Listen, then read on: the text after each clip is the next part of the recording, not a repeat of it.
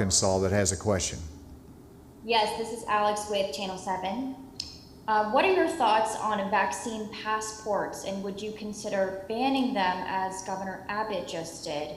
My second question is regarding the House that just overrode your veto of HB 1570. Do you have a reaction to that? First, in reference to the idea of the vaccine passport, I think we have to give latitude toward businesses and the private sector so that if an employer wants to have everyone vaccinated in their workplace, that they have the prerogative to do that.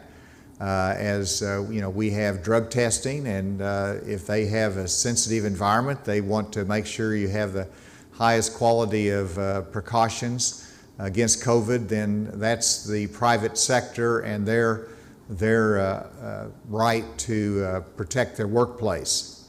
No, I don't think that it should be a condition of travel, so I think you have to hesitate about that, but I want everybody to get vaccinated, but and I know that there'll be some venues that will require a vaccination, and it will allow access. You look at the cruise lines right now that are looking at opening back up, and they want to be able to do business, but it's an assurance if they have people that go on the cruise line vaccinated.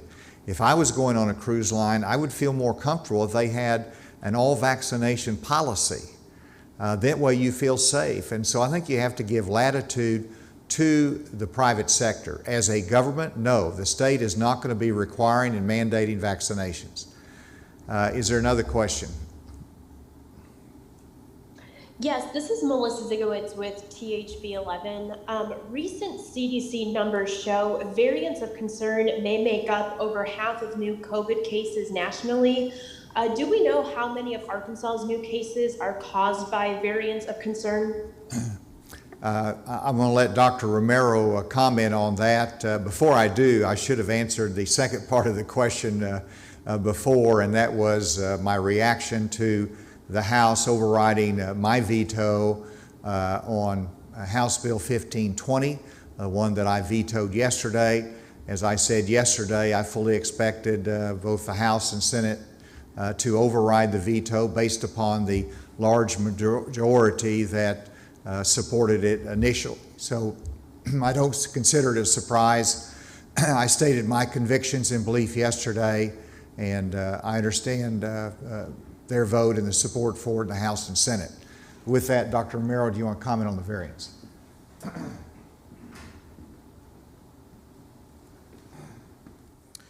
So we're unable to give you specifics about the number of isolates that we have in positive cases as variants, because we don't sequence every one of them. But what we do know is that the number is increasing within the state. Last week we had 3 variants identified. We have about 18 to 19 variants so far identified since the beginning of March, and we are following this on a weekly basis. We are also increasing the number of isolates that are being sent for sequencing and for genomic determination. So we're keeping a very close eye on this. We're not seeing increase in the number of cases. We know that these variants are highly transmissible, and they have an increased virulence, if you will, or lethality. Thank you. We'll turn the microphone open for anyone who has a question. Sure, Governor. This is Benjamin Hardy with the Arkansas Nonprofit News Network. So as far as the outreach to the African American community goes, as I know you're aware, there's been a lot of polling that shows the groups that are most hesitant to take the vaccine tend to be Republicans and white evangelical Christians. And I just wondered if there is going to be any sort of specific outreach targeted towards those groups, either through churches or other means. I think they're doing fine. There's some resistance, but our focus today is on the minority population and getting it out more broadly as a whole. And so, in terms of our advertising campaign, we have influencers, we have those that are respected in the community, we have national leaders that are communicating it, and so And we're also utilizing our employers and the education that takes place in the workforce. I just talked to yesterday to Rajesh Shikani, the Chief Operating Officer of Wellspun, and he talked about what he did in his workplace of bringing in physicians that taught the workplace and talked to them about the safety and efficacy of the vaccine and encouraged those. And as a result of that, the percent went way up. So it's an education effort that we're doing every day. Is there another question? Good afternoon, Governor. Good afternoon. It's Brett Rains with 4029 News. Two quick questions. The CDC announced nearly $30 million for COVID vaccine expansions. Caveat is 75% of the funding must focus specifically for ethnic minority communities. Can you comment, has Arkansas received plans to use those funds? And second question is for Dr. Romero, who was in the Fort Smith area Friday speaking specifically to members of the Latinx community. Was that effective? How did that go? And just a comment from him after your response. Thank you. Did you get that, Dr. Romero? Why don't you answer that part of the question?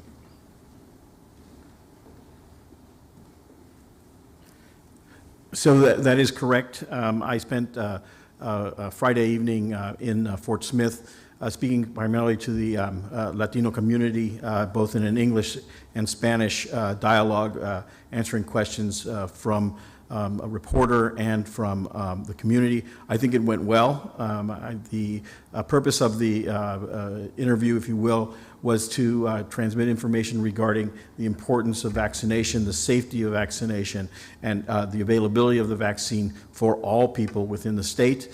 And I think it was well received. Thank you. And Brett, in terms of the first part of the question, I was on a call with the White House today. Vice President Harris was on the call as well.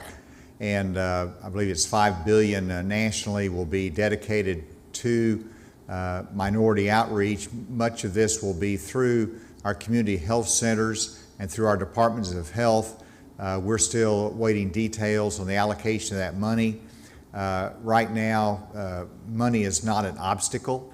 We have resources that we're putting into play to make sure we have those outreach programs. There could be some particular assistance in, they mentioned that it could be available to use for actually going door to door, marketing the vaccine and trying to encourage everyone to get the vaccine. So we will stay tuned. We'll continue to look at the specific guidelines as we have opportunity to access those funds. Testing, is that being affected in any way by the lifting of the mask mandate? And is there any penalty for students who don't want to take the test?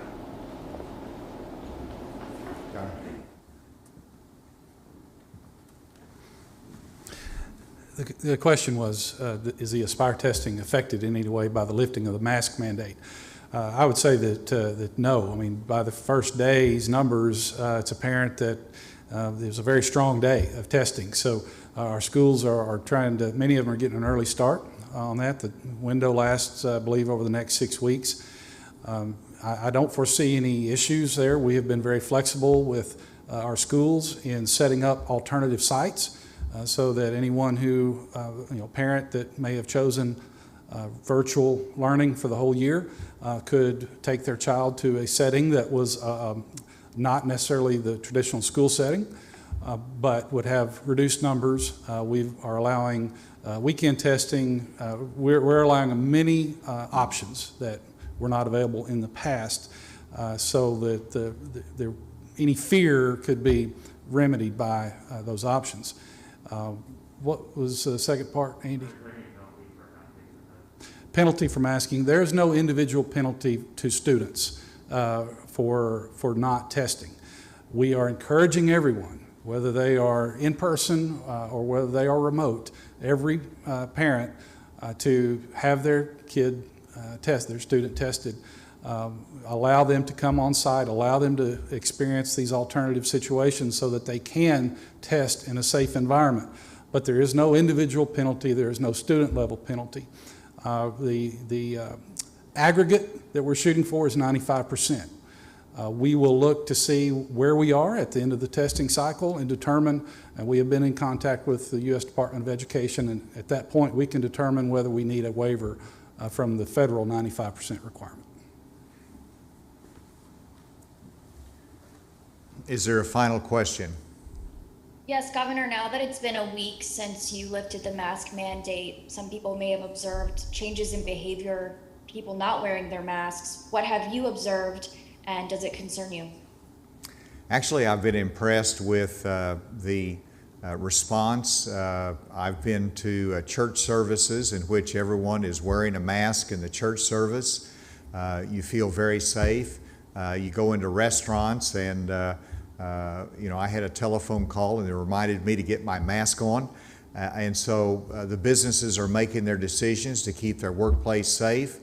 You see schools responding. Some of the rural schools are lifting the mask mandate in the schools. Some of the urban schools with a denser population and number of students, are keeping the mask mandate in place. To me, that is the essence of community influence on the mask and how that should be handled.